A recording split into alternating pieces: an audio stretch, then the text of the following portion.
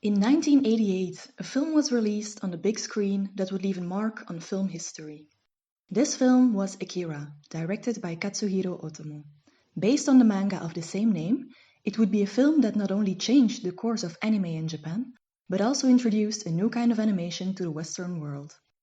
Akira showed people the potential of animated film and gave us one of the most iconic interpretations of the cyberpunk genre. Akira can be regarded as a postmodernist film, both in its production, style, and storytelling. Still, it holds a special place in the movement.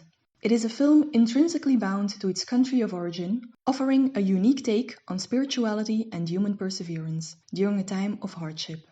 In this video essay, I will place Akira in the postmodernist movement while also discussing its unique take on disaster and humanity.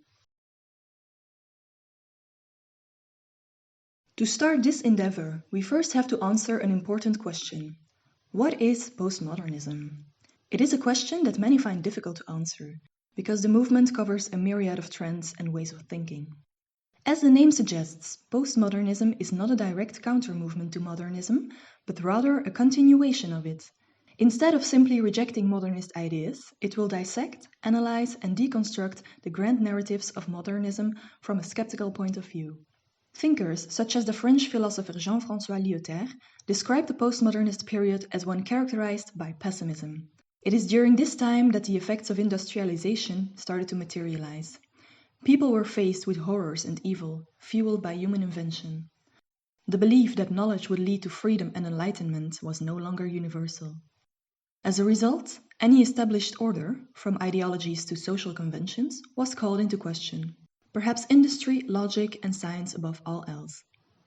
Along with skepticism came confusion. As a result of consumer society and rapidly evolving technology, people were bombarded with semiotic science. Advertisements and media follow us everywhere, today still. The world is filled with images who create their own reality, a hyper-reality that has no earthly body. This causes fragmentation of reality, with many people no longer being able to discern between virtual and mental worlds, according to philosophers such as Jean Baudrillard and Gilles Deleuze. But here lies the key to postmodernism. There is no longer the belief in one single truth or reality. Nothing is simply good or bad. Everything depends on the context in which it comes to be. But how does Akira fit into all this?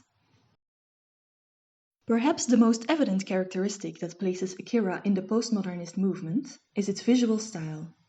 With its larger-than-life buildings, trashed streets, fast motorbikes, and neon lights, Otomo's work is an essential piece within the cyberpunk genre. Cyberpunk is a subgenre of science fiction, characterized by the use of a high-tech setting inhabited by low-life characters. It is a genre fueled by the fear of continued development in technology and its disastrous results for humanity. Like many postmodernist films, Akira blends together an amalgamation of different genres. While it is often primarily seen as an action film, with its portrayal of violence and fight sequences, it's also undoubtedly a science fiction film. Not only is it set in the future, its dystopian theme and cyberpunk setting truly embody the science fiction of the 80s.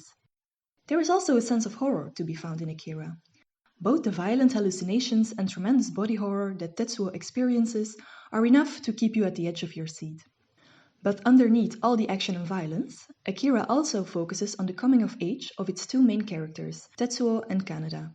They are not the typical hero and villain archetypes, but rather both tragic victims of their circumstances.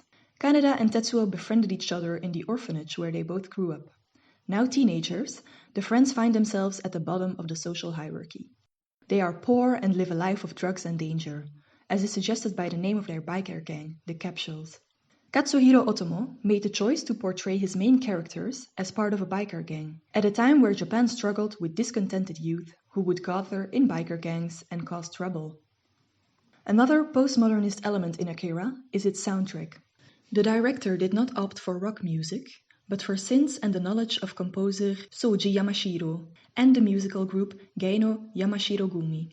They drew inspiration from traditional Asian instruments, such as the Indonesian gamelan. Also very important was No, a Japanese theater and music style.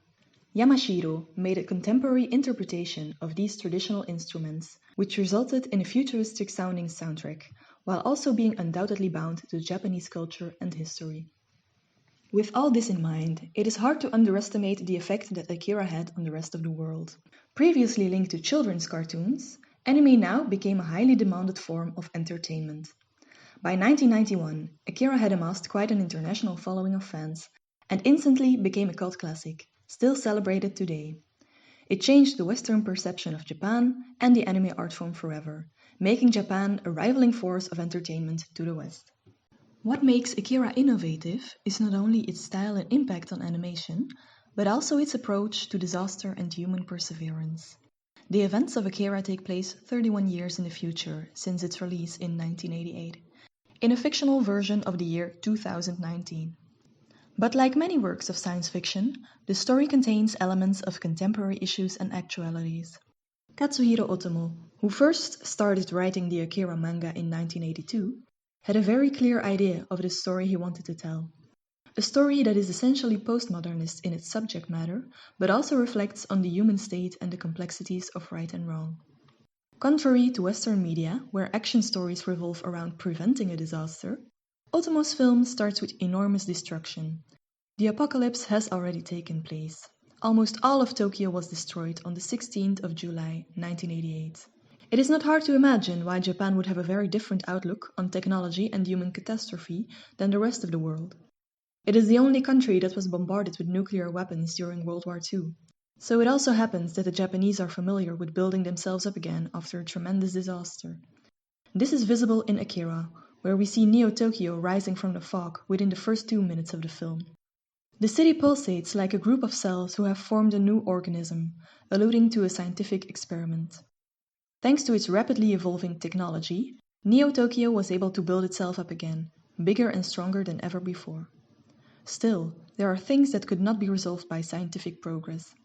There is social unrest, and the government is faced with a new challenge when the young Tetsuo develops psychic powers after an accident involving Takashi.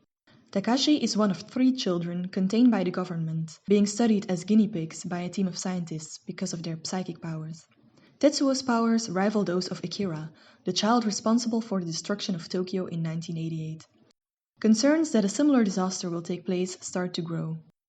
After Kyoko tells him that Akira is the only one who can help him control his powers, he sets out to the cryo chamber beneath the Olympic Stadium where Akira is held. The psychic powers displayed in Akira are inspired by the Japanese Shinto religion. This religion believes in kami, supernatural entities who inhabit all things and all people. In Akira, the kami manifest themselves as a power that lies in all of us. It can be awakened, it can be cultivated, but it can also be exploited. It is a metaphor for human knowledge and development. This power itself is not good or bad. It is up to each one of us to decide how to use it. When it becomes clear to Tetsuo that Akira has been completely dissected by the scientists, he loses all control. Tetsuo is slowly consumed by technology and his psychic powers turning him into a monstrous being. While in the beginning he was able to wield his power to his advantage, it becomes his biggest enemy. Kaneda tries to stop him, but it is only when the 3 children use their powers to revive Akira that there is hope. Akira takes the children and Tetsuo with him through a portal to another dimension, freeing this world of the dangers they could cause. Still, the impact of closing this portal causes another cosmic blast, leaving Neo-Tokyo in ruins. The Olympic Stadium, which is a clear symbol for Japan's modernist wish to prove to the world that it has regained its previous power, is no more. There is no going back, and that's okay. Akira embraces the future present. Here we are, and now what? It does not give us a clear-cut answer, as the film ends with a city left in ruins.